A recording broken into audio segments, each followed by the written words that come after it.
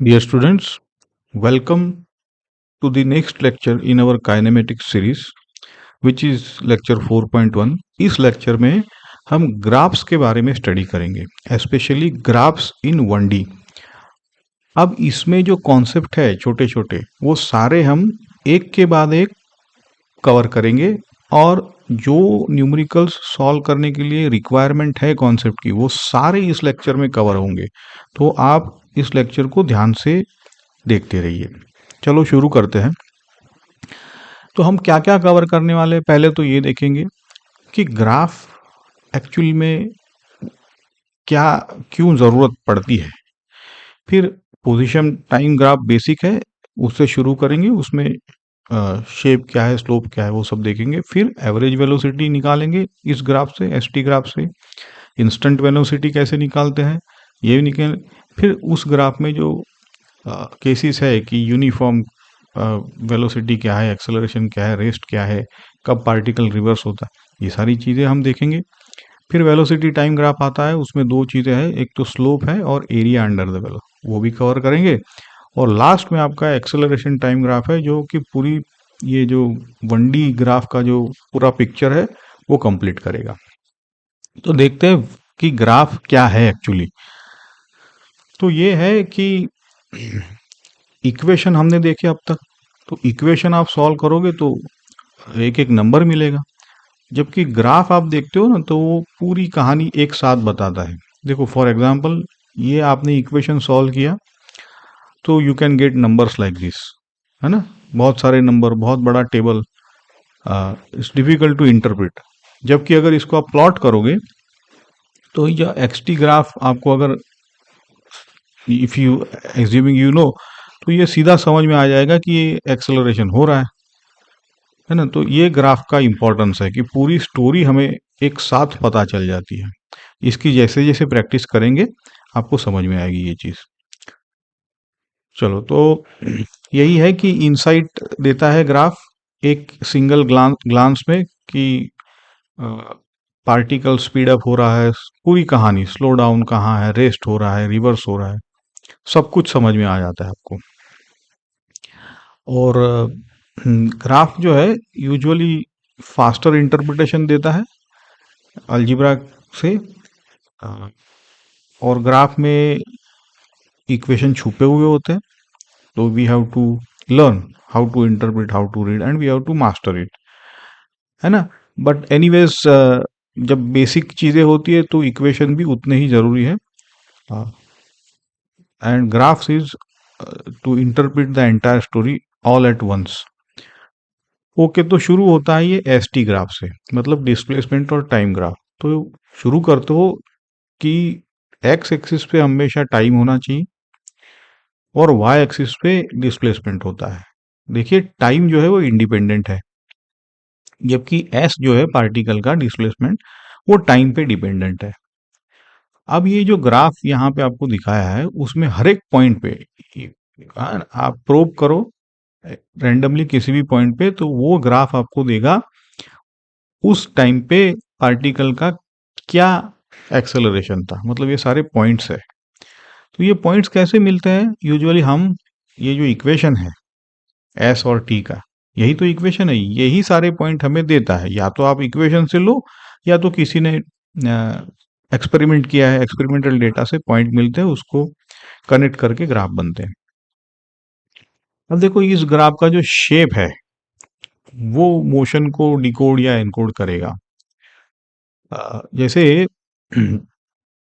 इस ग्राफ में ये जो स्ट्रेट लाइन है तो उसका क्या मतलब है, पहली बात तो ये होता है हमेशा कांस्टेंट वेलोसिटी।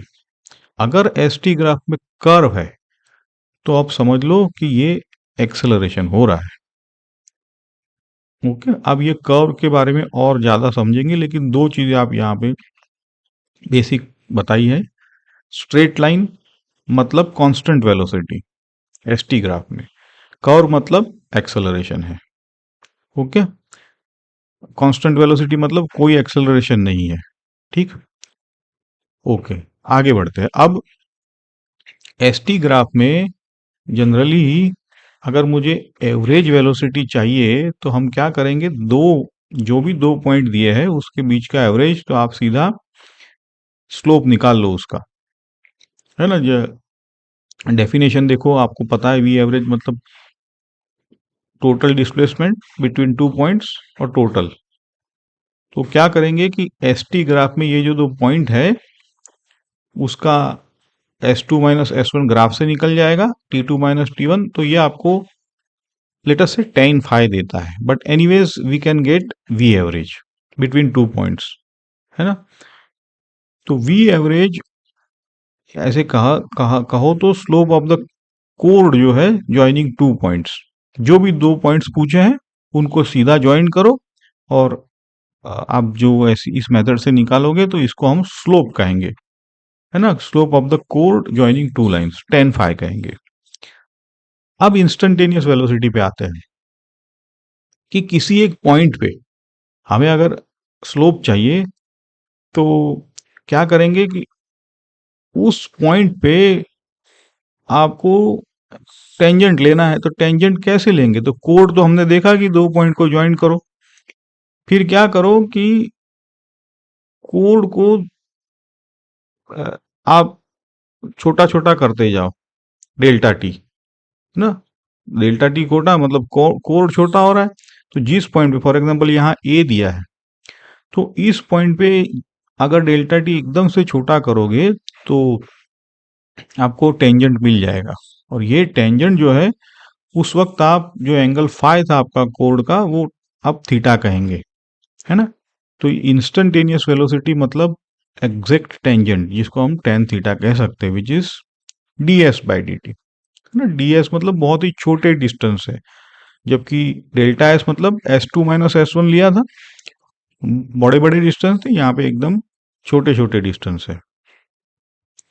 ओके। और देखो एक बात है, अगर टेन थीटा आपका ग्रेटर देन जीरो है ना, और वो पता है आपको कब ग्रेटर देन जीरो है, जैसे ये ग्रेटर देन जीरो है, तो हम समझो कि particle is moving in the positive direction.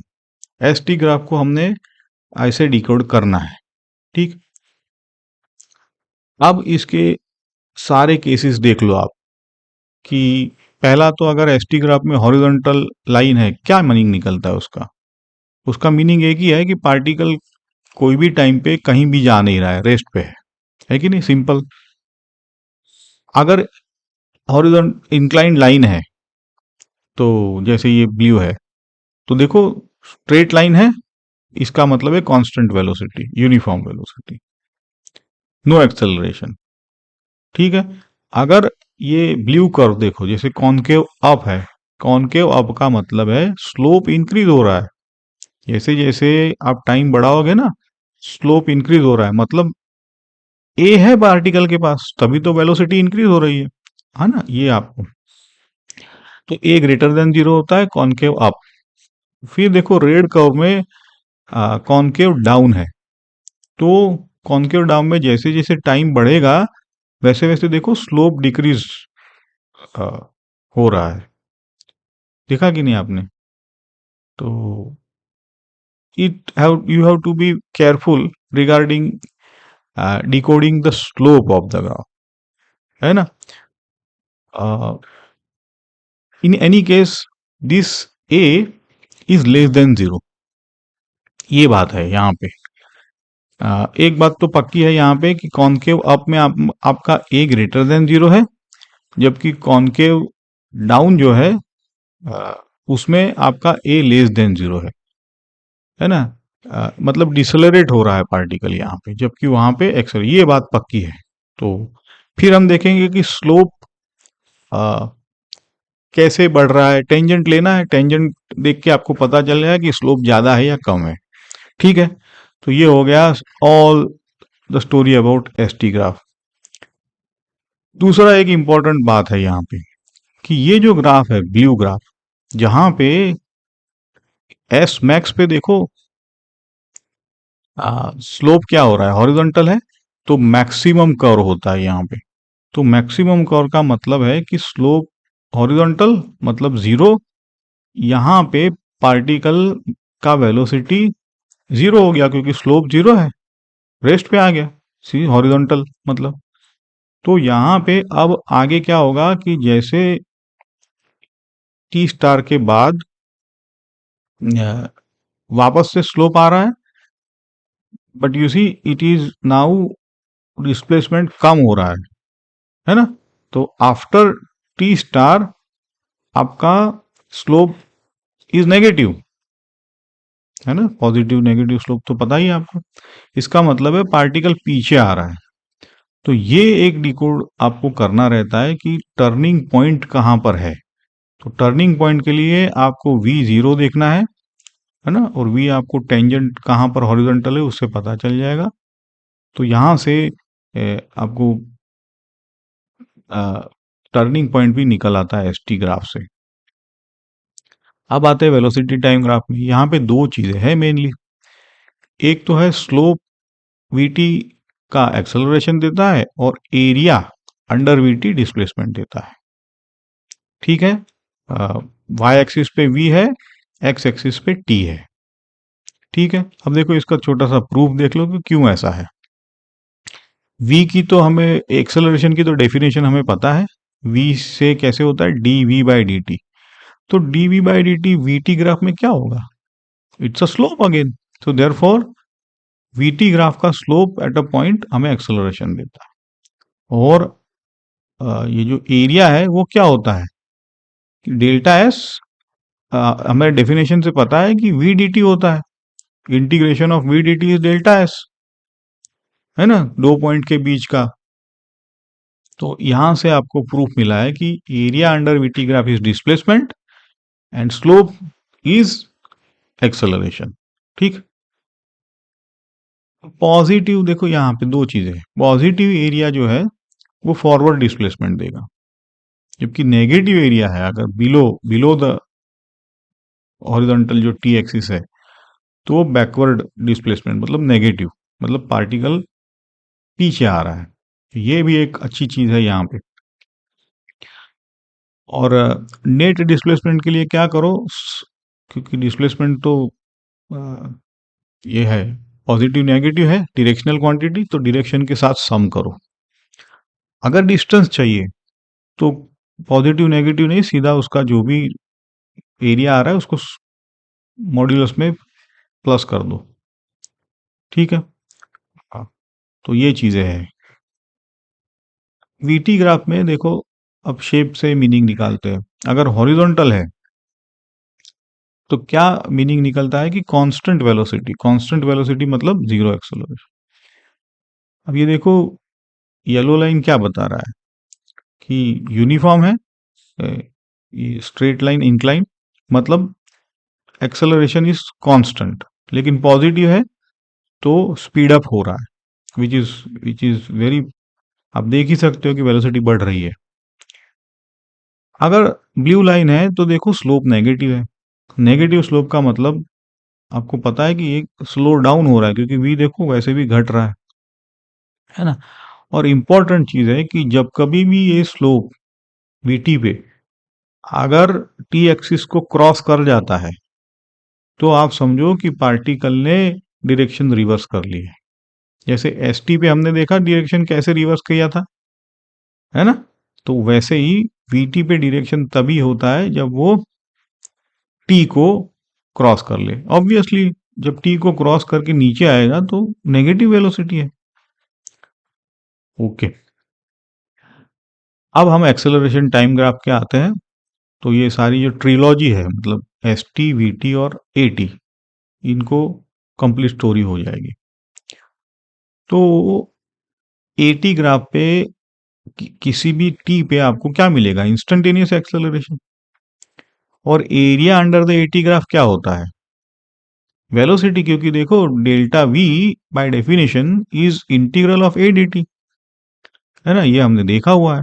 So therefore दो चीजें हैं यहाँ पे, change in velocity is delta V which is area, और इंस्टेंटेनियस एक्सेलरेशन दे देगा ये AT ग्राफ। दूसरा है कि यूनिफॉर्म एक्सेलरेशन मतलब हॉरिजॉन्टल लाइन यहाँ पे, है ना। और अगर हॉरिजॉन्टल लाइन नहीं है तो ये यूनिफॉर्म एक्सेलरेशन नहीं है, और यूनिफॉर्म एक्सेलरेशन जब नहीं होता है तो हम जो हमारे जो 3 इक्वेशंस है 3-4 वो नहीं लगा सकते, हमको इंटीग्रेशन और डिफरेंशिएशन से काम लेना पड़ेगा। ठीक है, और यहाँ पे आपको एरिया अंडर द ग्राफ जो भी है in any case is always delta we which is area under eighty graph. Okay, तो अब देखो ये एक बेसिक चीज है यहाँ पे कि आप एस टी ग्राफ से अगर स्लोप निकालोगे तो वी टी ग्राफ मिले मतलब वी मिलेगा, और अगर वी टी ग्राफ पे अगर स्लोप है, वी टी ग्राफ का जो भी स्लोप है वो आपको एक्सेलरेशन देता है ना। और आप अगर एक्सेलरेशन का ए टी ग्राफ का अगर ये लेते हो इंटीग्रेट करके एरिया निकालते हो तो आपको चेंज इन वेलोसिटी मिलेगा, है ना। और अगर आप वेलोसिटी टाइम ग्राफ का एरिया निकालते हो तो आपको चेंज इन डिस्प्लेसमेंट मिलेगा। तो यही चीजें हैं, to just to show you the connection. Connection तो वैसे जैसे आप प्रॉब्लम सॉल्व करोगे निकलेगा, लेकिन just this is for your consolidation. ये चीजें हैं कि ये जो कनेक्शन है वो आप जैसे जैसे न्यूमेरिकल सॉल्व करोगे तो ये कनेक्शन आपके पक्के हो जाएंगे, और ये जो हमने सारा कवर किया है वो आपको अब इवन जेई एडवांस तक काम आएगा। यही है बेसिक। अब डिपेंड्स कि how we practice the numericals from the graph. तो यहाँ हम रिकैप कर लेते हैं कि एस टी ग्राफ का स्लोप मतलब इंस्टेंटेनियस वेलोसिटी, और अगर 2 पॉइंट लेंगे तो हमें एवरेज वेलोसिटी मिलेगी। हॉरिजॉन्टल का मतलब रेस्ट है, कॉनकेव अप का मतलब है कि ए ग्रेटर देन जीरो है, कॉनकेव डाउन का मतलब है ए लेस देन जीरो। अब अगर ये ये स्लोप ज्यादा है या कम है वो टेंजेंट से पता चलेगा। रिटर्न कब होता है पार्टिकल, तो वो आपको मैक्सिमम स्लोप देखो हॉरिजॉन्टल कब है, V equal to zero identify करो, पार्टिकल रिटर्न। वीटी ग्राफ में स्लोप मतलब एक्सेलरेशन, एरिया मतलब डिस्प्लेसमेंट। जब ये वीटी ग्राफ पे क्रॉस करेगा तो आपको डायरेक्शन रिवर्स मिलेगी। एटी ग्राफ का मतलब है इन जनरल कि चेंज, अगर डेल्टा वी आपको चाहिए तो एटी ग्राफ से आपको एरिया अंडर द कर्व निकलेगा। ओके, दूसरा है कि एटी ग्राफ पे अगर हॉरिजॉन्टल नहीं है लाइन तो it's a non uniform acceleration and you have to be careful there. ठीक है, अब हम नेक्स्ट लेक्चर में what is needed is to practice this understanding. तो अच्छे अच्छे हम न्यूमेरिकल्स करेंगे, तो कीप इन टच। अब हम